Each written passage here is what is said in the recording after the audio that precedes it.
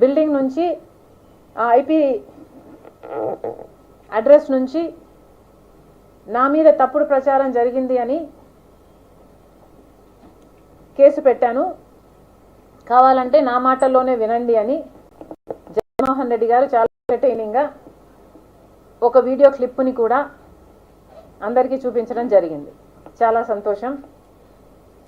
కానీ జగన్మోహన్ రెడ్డి గారు, మీకు నిజంగానే చెల్లెల మీద ప్రేమ ఉండుంటే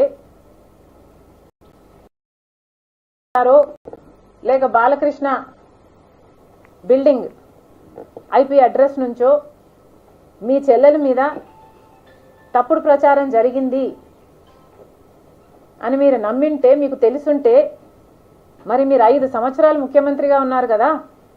ఆ ఇష్యూ జరిగిన తర్వాత 5 సంవత్సరాలు మీరు ముఖ్యమంత్రిగా ఉండి ఏం గాడిదలు కాశారండి?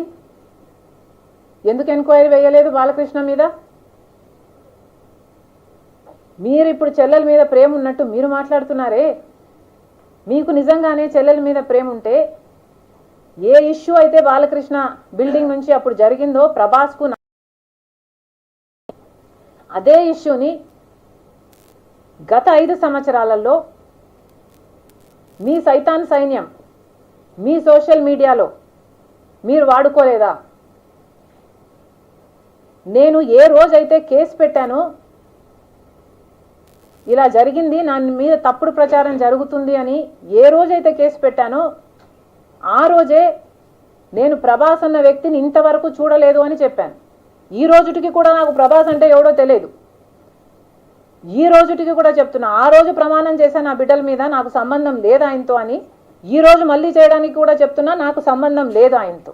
నా బిడ్డల మీద ప్రమాణం చేసి చెప్తున్నా. జగన్మోహన్ రెడ్డి గారికి ఇవన్నీ నాకు క్యారెక్టర్ లేనట్టు, నాకు ఆయనతో సంబంధం ఉన్నట్టు గత 5 సంవత్సరాలలో మీ సైతాన్ సైన్యం చేత ప్రాపగండా చేయించలేదా? మీకా చెల్లెల మీద ప్రేమ ఉన్నది, సిగ్గుండాలి కదా.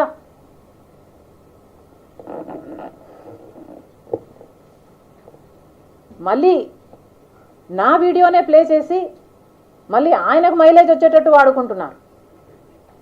అంటే నా వీడియో పనికొస్తుందన్నా మీరు వాడేసుకుంటారు. సో మీరు చెల్లెల్ని వాడేసుకుంటారు, మీరు తల్లి మీద కేసైనా పెడతారు, మీరు నాన్న పేరుని సిబిఐ ఛార్జ్ షీట్లో అయినా చేర్పిస్తారు. మీరు ఏమైనా చేయగలరు, మీకు మీరే సాటి సార్.